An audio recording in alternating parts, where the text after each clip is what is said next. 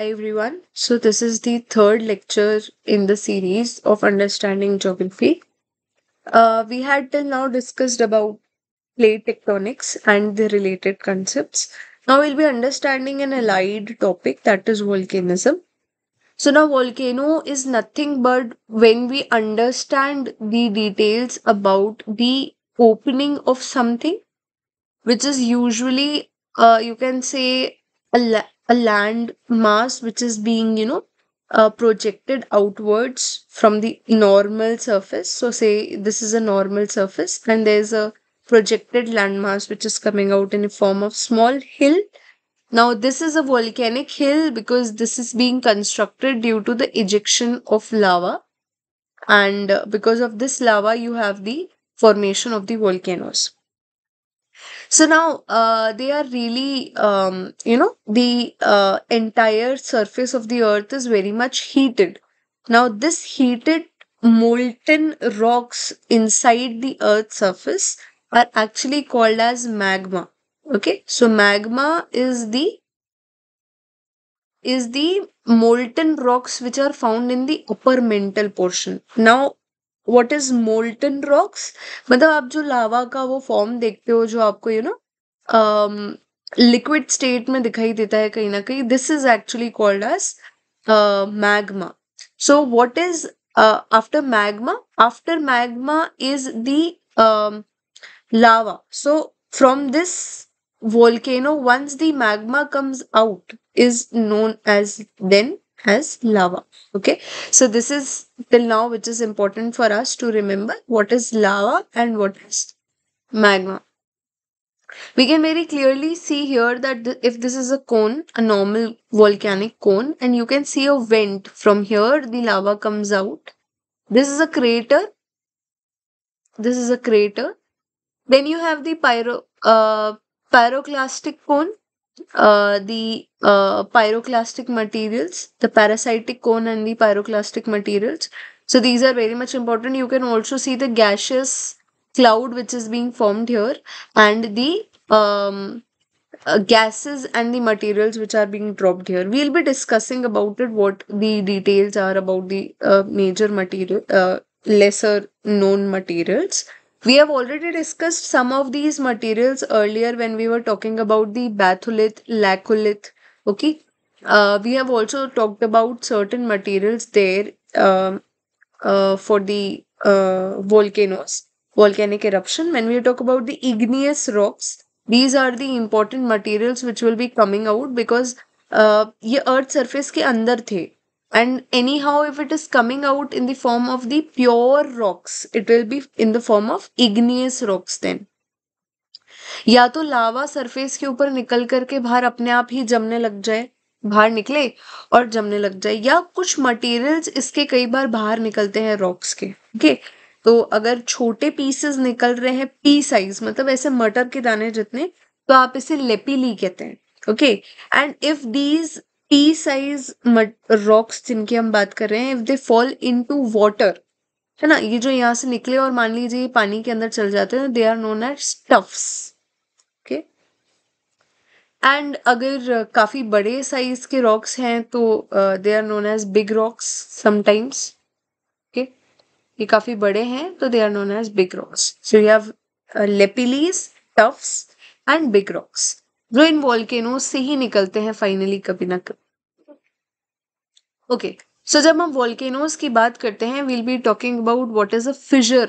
There are certain types that you see, the certain terms that you see connected to a volcano. One is fissure. मान लीजिए एक volcano है, इसमें कहीं पे एक दरार है, क्रैक है, और इसमें से अगर लावा बाहर निकलने लग जाए तो then it is called as a fissure. What is a vent? Vent, ये जो हम पाइप की बात कर रहे थे, this is the volcanic pipe, and this point is called as a vent, जहां से actually opening है. Okay, what is fumaroles? अगर इन फ्यूमरोल्स में से सिर्फ गैसेस बाहर निकल रही हैं और कुछ भी नहीं, तो then they will be called as fumaroles. Crater हमने देखा था, ये कई बार डिप्रेशन जैसा बन जाता है यहाँ ऊपर वोल्केनो के ऊपर, this is a crater. Parasitic cone, ये जो कंटिन्यूस इरप्शन के कारण जो आपको एक नया बेस दिखाई देता है, that is called as the parasitic cone, ये आप यहाँ पे देख सकते हैं पैरासाइटिक कोन। एक्स्ट्रा ऑर्डिनरी, अगर कई बार ये आप देखते हैं एक्स्ट्रा ऑर्डिनरी कोन आपको दिख रहा होगा यहाँ पे, you can very clearly see here. I don't know how clear it is right now, so you can see यहाँ पे विजिबल है, this is a pyroclastic cone. No, already एक कोन बना हुआ है, इसके ऊपर एक और कोन क्यों बना है? Due to the fissure eruption, यहाँ से जो फिशर एरप्शन हो रहा है इसके कारण। So this is a pyroclastic parasitic cone, जो एक वेल डिफाइंड प्लेन सरफेस के, मतलब कोन के ऊपर, एक बने हुए कोन के ऊपर अगर बन जाए तो that is called as a parasitic cone. Okay, again very much important. The next term here in the sequence will be calderas. So these are the cooking pots, है ना। ये डिप्रेशन क्रेटर का अगर 1 से लेकर के 10 किलोमीटर्स का हो जाता है। ओके, जैसे मान लीजिए आपके पास वोल्केनो था, इसके ऊपर छोटा सा क्रेटर बनता है पहले, एंड अगर ये काफी बड़ा हो जाए शेप में, this will be called as caldera. And if this is being filled by water, in case ऊपर जो वोल्केनो है इसमें अगर ये जो ऊपर शेप है कैल्डेरा का, अगर इसमें पानी भर जाता है तो then it is called as a caldera lake. ये लेक बन जाता है ऊपर की तरफ। Okay, the next is the types of lava. Very very very important, lava के कितने टाइप्स होते हैं, what do you see inside it, every term is important. तो इसके लिए there will be a trick जो हम यहाँ पे देखने वाले हैं। तो लावा का अगर आप टाइप देखते हैं तो 2 टाइप्स हैं, one is the felsic lava and the other one is the mafic lava. So what is felsic लावा? देखिए, फेल्सिक लावा जो है वो काफी विस्कस है। What is viscous? विस्कस से आप ये समझिए काफी चिपचिपा है, थिक है टेक्सचर, काफी गाढ़ा है जिसे हम कहते हैं। और जो भी चीज गाढ़ी होती है उसकी स्पीड ऑटोमेटिकली कम होती है ना। और जिस चीज में जैसे विस्कोसिटी ज्यादा है तो हम ये मान के चलते हैं उसमें सिलिकेट का कंटेंट भी काफी ज्यादा है। तो जो भी लावा काफी मोटा है, जब ये पाइप से निकलेगा तो ये यहीं जम जाएगा, निकलेगा यहीं जम जाएगा, यहीं निकलेगा, इसी के ऊपर जमता जाएगा, जमता जाएगा, जमता जाएगा, जमता जाएगा। And by the time you will see it, तो आपको एक ऐसा कोन जैसा दिखेगा जो काफी पीक्ड है। Okay, so that is very much important. The second thing is कि हम दूसरा वाला देख लेते हैं, that is mafic type of lava. तो मैफिक में अगर आप देखें तो ये विस्कस कम है। विस्कस कम मतलब क्या कि ये कम चिपचिपा है, पानी जैसा है। तो पानी क्या करता है, काफी दूर तक इट फ्लोज। तो मान लीजिए यहाँ से निकला, बाहर दूर चला गया, फिर दूर बह गया, फिर बह गया, जमा नहीं हो रहा है पास में, बस दूर जाता जा रहा है। तो इस कंडीशन में आपको एक शेप दिखाई दे रहा है, दिस इज द शेप जो आप देख रहे हैं।